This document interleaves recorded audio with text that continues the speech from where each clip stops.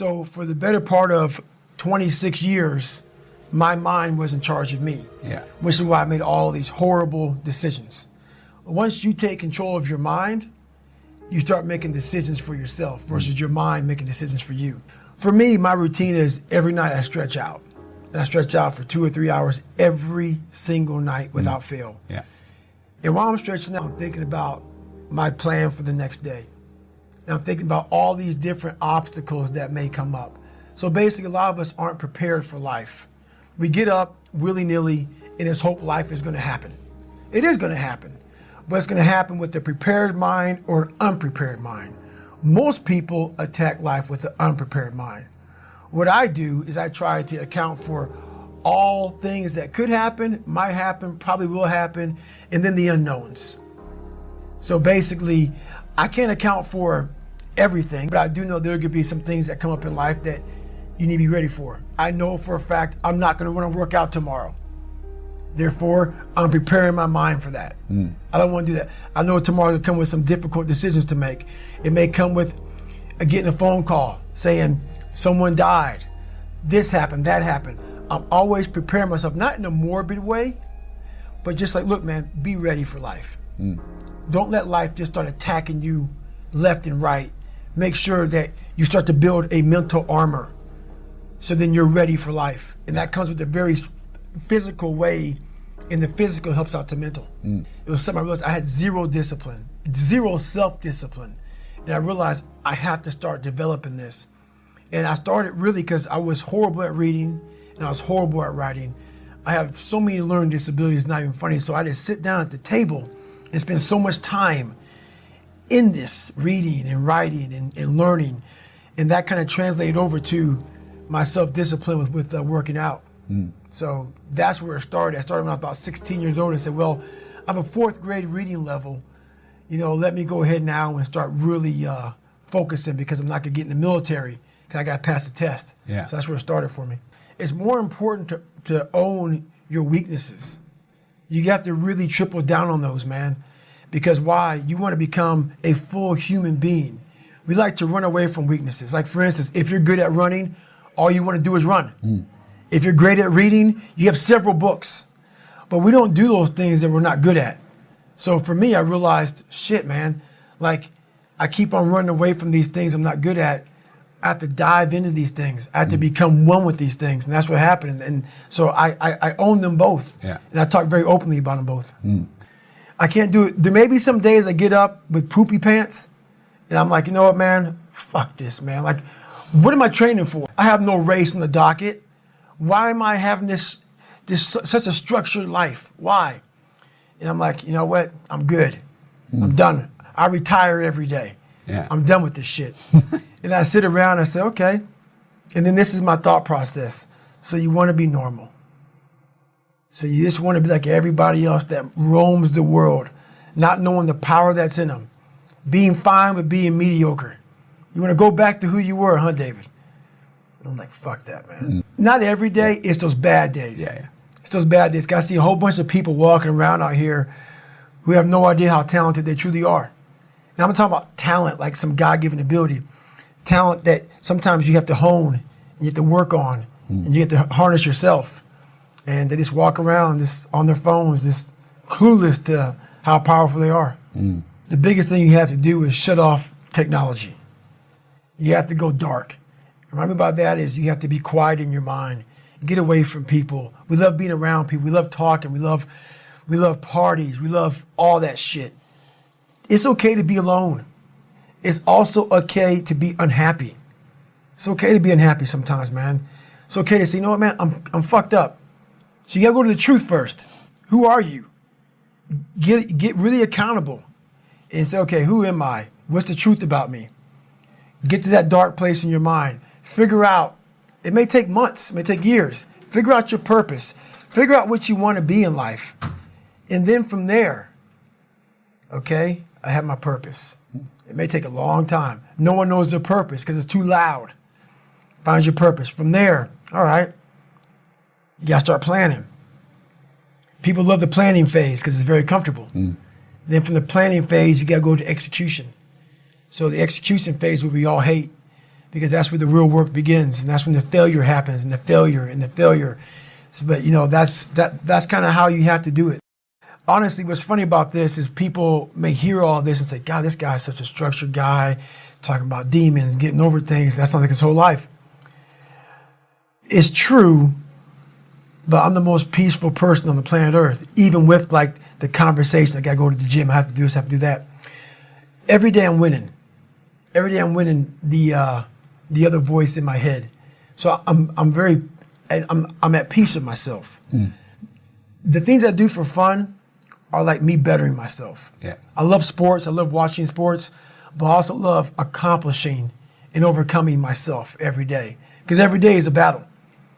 Every day is a battle because your mind wants to choose the path of least resistance. Every day. But you don't become better by ever doing that. You become normal. And I don't want to be normal. So it may not be a life for everybody, but I find a lot of peace in not being normal in my life.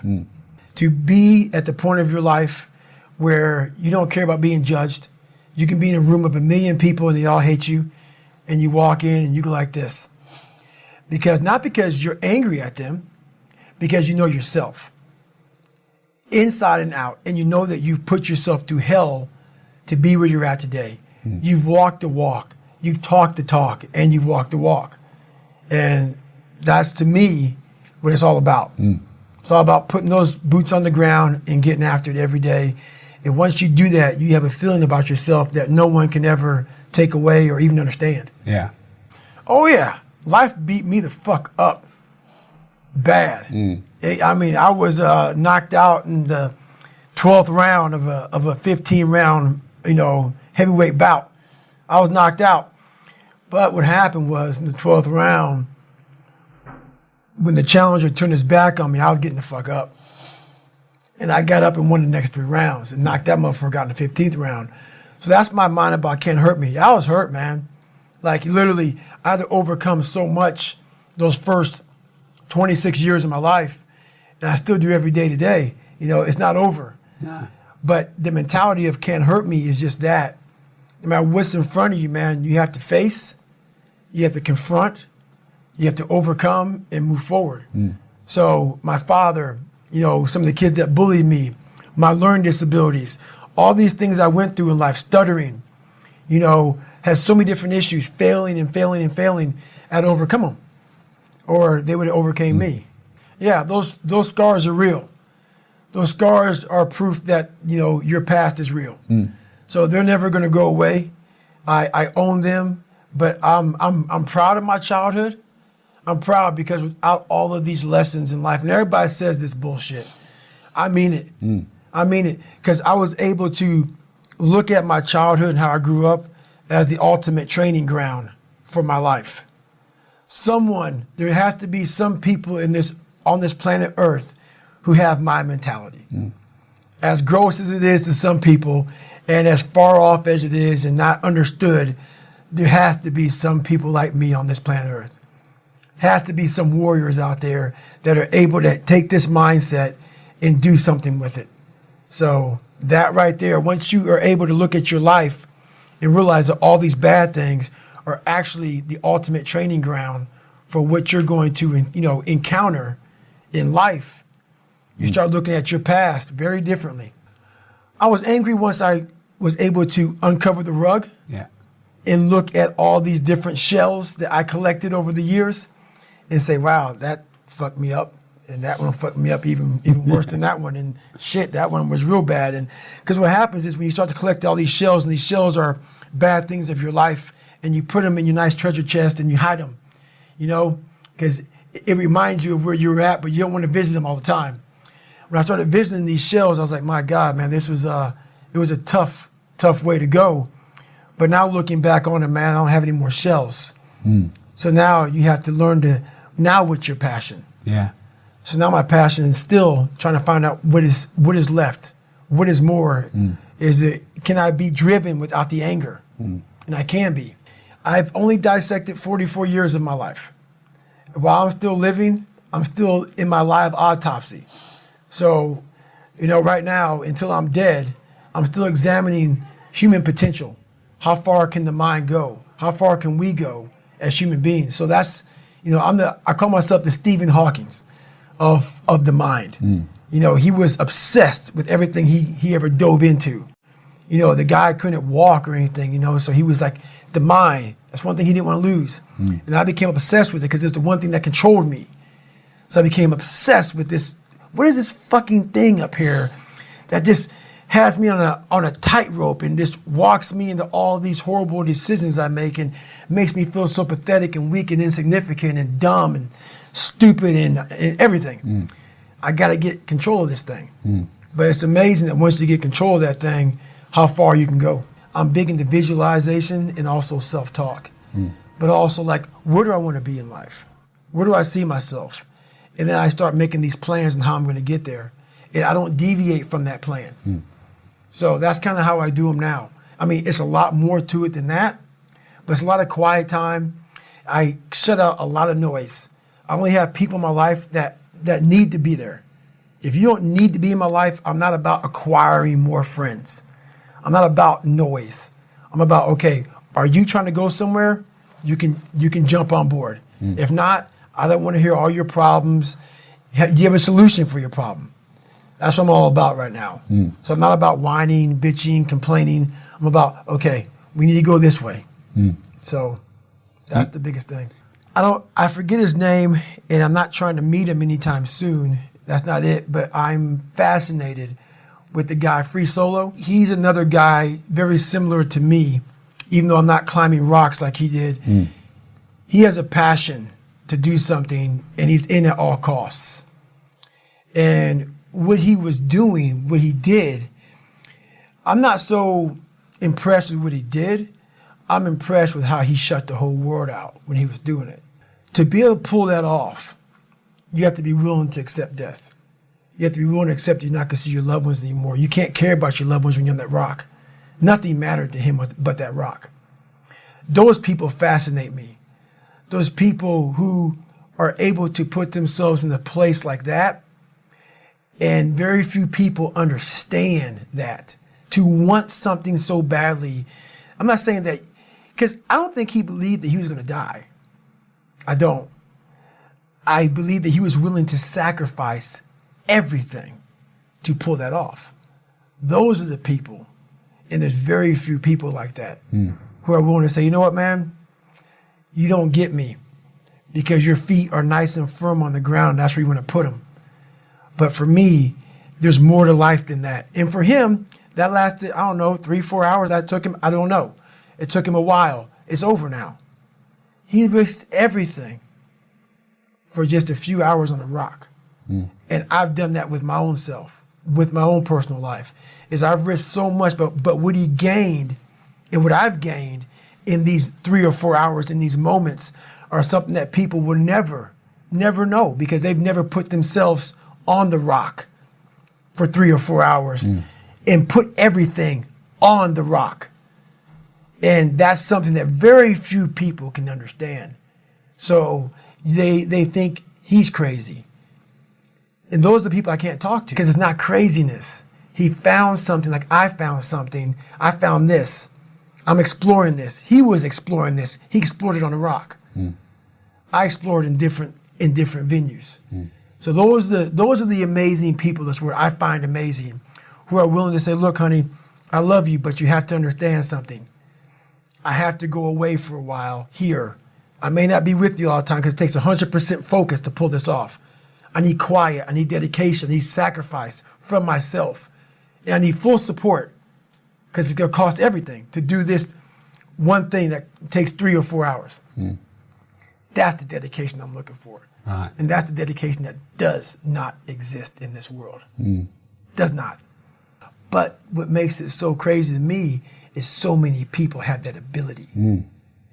They haven't taken the time to see what they want in life. Therefore, he's crazy. I'm crazy.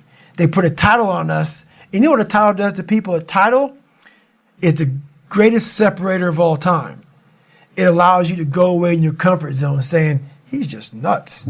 He's special person.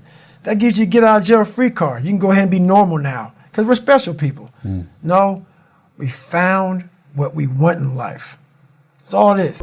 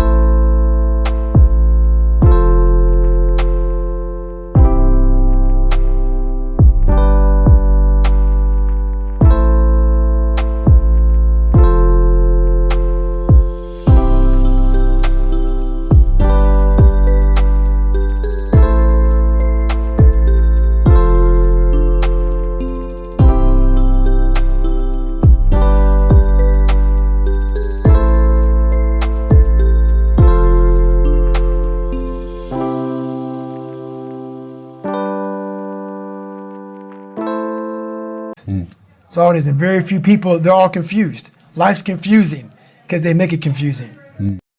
So in the first 100-mile race I did, I wasn't prepared for it. And I won't go deep into the story, but I detail it well in the book. Basically, I ran 101 miles in 19 hours and 6 minutes unprepared. Shit on myself, pissed blood down my leg, had 30 miles to go. Horrible, worst pain in my entire life. In that 19 hours and 6 minutes, and that's all it was, I lived 100 years. I was able to pack 100 years in 19 hours and 6 minutes. All the emotions, the highs, the lows, the trauma, the failure, the success, the victories, everything you can put in a life, I put it in 19 hours and 6 minutes. And the beauty that comes out the other side of that, what happens in that time frame when you're at mile 70 and you're all fucked up and your body is destroyed and you have 31 miles to go, and you now have 31 miles to go, you're in the worst shape of your life with 31 miles to go. It's in that 31 miles that I was able to crack open another part of the human mind, a part that very few people are able to examine, because why? They're not willing to go there. Like back to the Rock, I guarantee you, when he was climbing that thing and he had ropes on, he was thinking, shit, man, I can only imagine this is going to be with no ropes at all. Making some of these moves that I'm falling with ropes. You have to go to a different focus. The focus has to be so heightened that very few people, they even understand that, but they have it in them. They have it in them to go there, but you have to go to a place of fear, of suffering, of pain, of doubt. And that's when your mind, if it knows it's not going to quit, it opens up. And once it opens up, that's my 40% rule. Once you can open your mind up when it knows it's not going to quit, it finds more. It finds more focus. It finds more power. It finds more drive. And that's what gets you through the 31 miles. That's what gets him so hyper-focused on that one little nodule to put his finger on. And that's what you find in those moments. But without those moments, you don't know what you're capable of, because you're living a very structured life without risk. It's not addictive at all, because you don't want to live there, you know, but it's definitely a place that makes you look at people very differently. Because once you see, it's different if I was born with a silver spoon and everything was given to me and life came easy. But knowing where I came from and where I'm at now, just because I was able to crack open a few more doors, that's what's disappointing for me, for other people. You know, so it's not that I want to live there. I know I can go there. And once again, I know other people can go there. So I guess that's the thing with me, is I know I have the ability now to go to a place that's very, very hyper-focused, that I can accomplish some pretty amazing feats. Not because I'm amazing, because I allowed my mind to be open-minded for the possibilities of what can I achieve.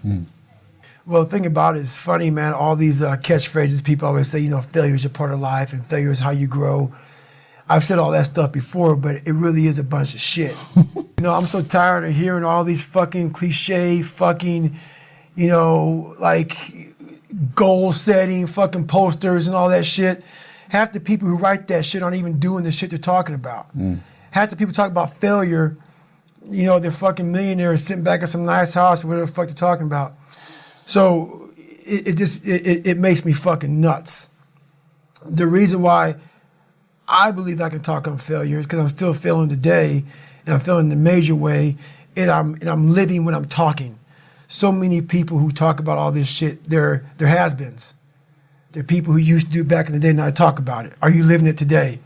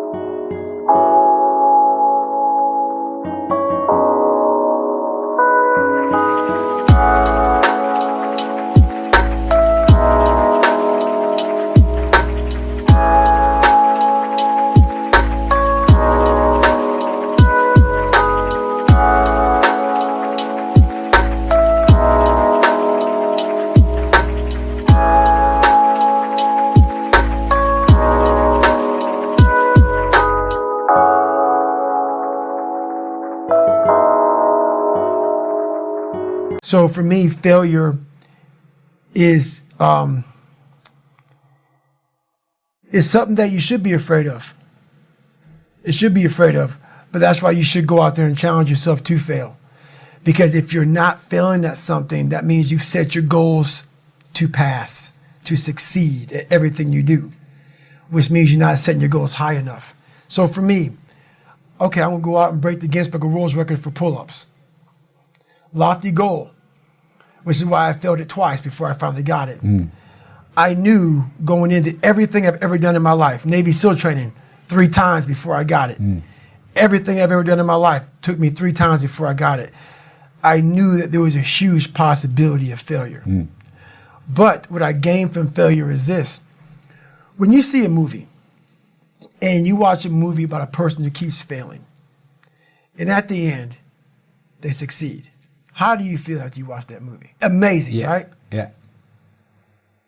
I become the movie. I want to feel how I feel watching someone else in the movie.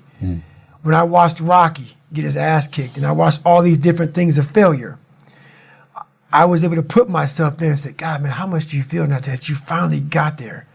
That's what failure has done to me. I've watched so many things and watched someone succeed at the end of it. It's like, God, I want to feel like that. But failure causes that one feeling.